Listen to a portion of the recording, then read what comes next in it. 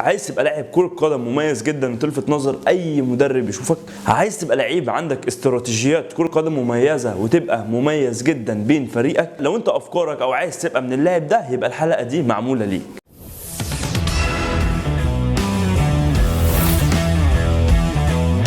السلام عليكم، انا احمد سيد مدرب كرة قدم ومطور اداء للاعبين. جبت لكم النهارده عن مجموعه حاجات لازم تفهمها كويس جدا وتحطها كده في عقلك وترتبها عشان تلفت نظر اي مدرب يشوفك وانت في الفريق معاه. ولازم تركز كويس في كل كلمه اقولها لك، ركز كويس جدا جدا في الحلقه دي هتستفاد منها بكم معلومات كبيره جدا جدا جدا لو انت عايز تبقى لاعب كرة قدم مميز. بصوا يا جماعه، اي مدرب بيحب اللعيب الجاهز، يعني بيحب اللعيب اللي هو جاي له وهو متطور. تمام؟ طبعا اي لعيب في الدنيا وهو جاي لاي مدرب او جاي اي نادي، المدرب بيشوف فيه اكيد الحته السلبيه ويطورها فيه، بس المدرب لما بيشوف اللعيب الكويس في كل حاجه هو عايزها، ده بيكون اللعيب اللي هو بيبقى على مزاجه، وده اللعيب اللي بيلعبه اساسي دايما. فاحنا ازاي نكون من اللعيبه الجاهزين دول؟ مبدئيا كده هناخد على مجموعه عناصر وناخد كل عنصر كده ايه ونتكلم فيه حاجه حاجه. اول حاجه احنا هنقولها معانا النهارده، ازاي تستعد بشكل صحيح لاكتشاف نفسك. بمعنى اصح كده ان انت تعرف ايه سلبياتك وايجابياتك وتقدر تطورها. على مدار السنه اللي انت فيها بتحاول تكثف تمريناتك، بتحاول تشوف الحاجات السلبيه وتعالجها، وتحاول تكون جاد ومصابر في التدريبات خلال السنه. يعني في خلال ال 365 يوم او 360 يوم تكون جاد ومصابر في تمريناتك وملتزم كويس جدا جدا.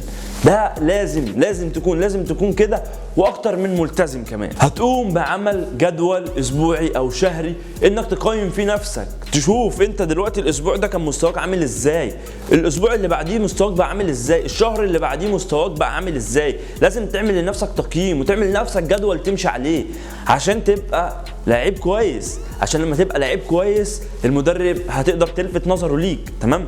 انا بقول لكم كده من البدايات، لسه هنكمل في النهايه، يعني لسه هنكمل في حاجات اقوى كتير من كده.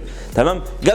الجدول اللي انت تعمله لنفسك ده هيفيدك كويس جدا، هيفيدك ان انت بتشوف انت دلوقتي بتتمرن كام يوم، وبعد كده هيفيدك ان انت مستواك هتشوف مستواك عامل ازاي. انا دلوقتي مستواي مثلا في الشوط على مدار الاسبوع ده كان كويس، يعني كان جيد، فبشوف الاسبوع اللي بعديه مستواي كان عامل ازاي. يعني هل مثلا بجيب الكوره 10 مرات ولا بجيبها مثلا 15 مره في ال20، او بجيبها مثلا 7 مرات كل 10 مرات، ولا بجيبها دلوقتي مثلا 9 من 10 ولا 8 من 10.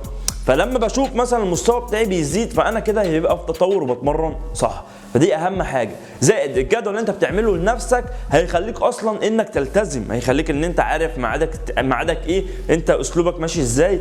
انا عندي مثلا بكره تمرين، يبقى خلاص عارف انت بكره وراك ايه، فدي هتسهل عليك، لان الواحد لما بيقعد يفكر كتير بيتشتت. فلازم لما تعمل لنفسك جدول في التمرين زي ما بتعمل لنفسك جدول في الدراسه، زي ما بتعمل لنفسك جدول في المذاكره بالظبط، هي بالظبط انك تعمل لنفسك جدول تمريني وتلتزم عليه اسبوعي او شهري، وده هيقدر يقيم مستواك، وده هيحفزك انك هتقدر تتمرن صح. نقطة تاني، انك تشتغل على نقاط ضعفك وتحاول تطورها كويس جدا. يعني تشوف الحاجات اللي انت واقع فيها وتطورها.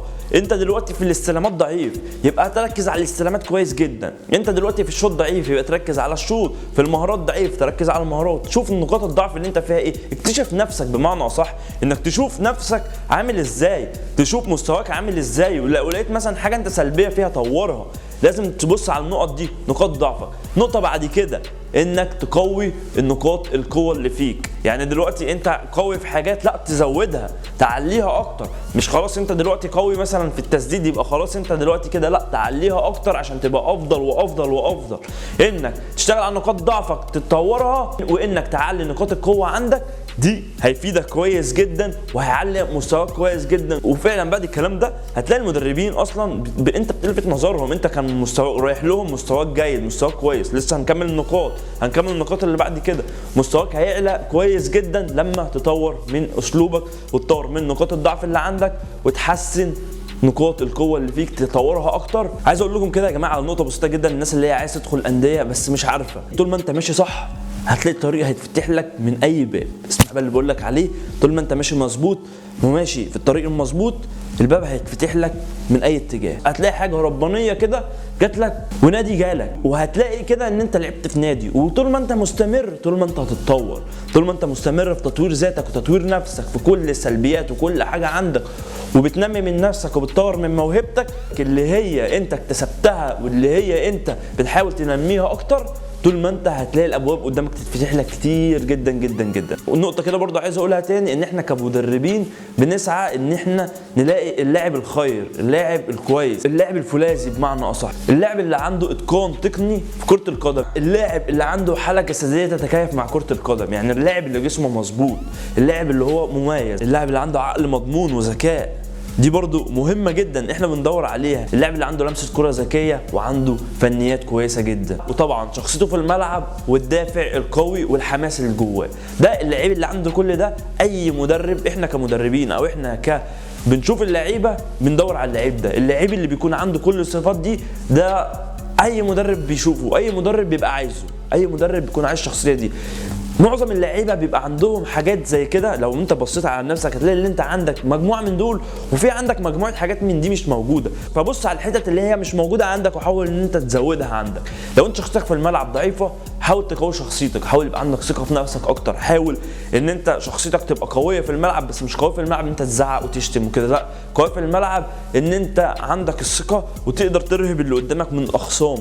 تمام، ده الشخصيه القويه. الشخصيه القويه ان انت تبقى حاسم في الملعب، تبقى قائد، تبقى شخصيه مميزه، تبقى متعاون مع فريق، على الفريق بتاعك، متعاون معاهم ان انت بتساعدهم، ما تبقاش تقعد مثلا تتكلم عليهم مش عارف، لا، ان انت تساعدهم، ما يبقى في منافسه بس منافسه شريفه.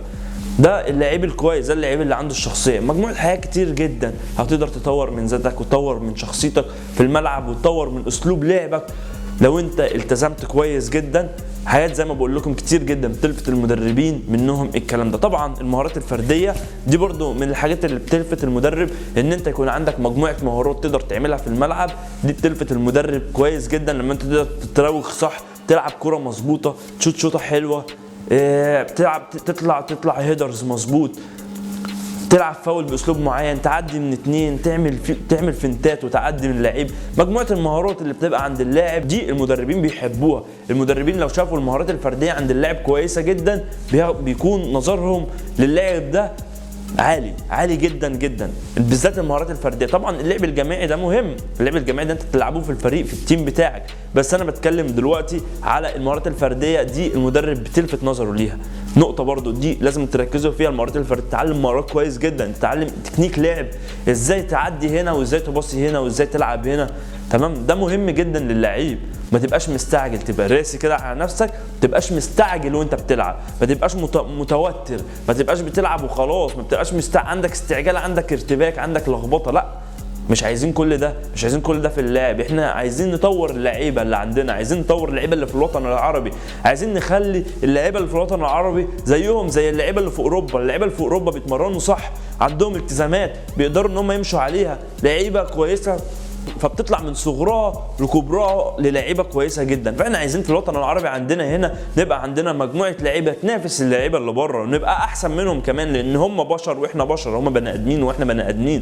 فاحنا بالاسلوب الصح والتمرينات الصح والاسلوب اللي احنا نمشي عليه صح، ده نقدر نطور نفسنا ونقدر نعلي من نفسنا كويس جدا جدا، ونقدر ننافس اي حد في الكون، لاننا بشر كلنا زي بعض. اللي بيفرق لاعب عن لاعب تدريباته والتزاماته واسلوبه في الملعب عامل ازاي، ده اللي بيفرق اللعيبه عن بعضيها. فزي ما قلت لكم كده يا جماعه، قلت لكم عن مجموعه نبذات ان انت ازاي تبهر المدرب او ازاي تلفت انتباه المدرب. بمجموعه الحاجات دي، مجموعه حاجات بسيطه جدا هتقدر تعملها. طبعا انا في حلقه النهارده قلت لكم على مبسطات، لكن انا هقول لكم على حاجات الايام اللي جايه جامده كتير جدا في سلسله النصايح، والسلسله دي ان شاء الله هتطور من لاعبين كره القدم اللي موجودين عندنا، هتطور كل اللعيبه اللي بتشوفنا، وان شاء الله نقدر ان احنا نرتقي بمستوى لاعبين كره القدم الفتره اللي جايه، ونكون على استعداد تام ان احنا يكون عندنا تطوير للاعبين كره القدم. طبعا لو انت استفدت مني ولو بجزء بسيط، اعمل لايك وسبسكرايب للقناه. وكده خلص حلقتنا، يا رب انها تكون نالت اعجابكم، واشوفكم في فيديو جديد باذن الله، والسلام عليكم.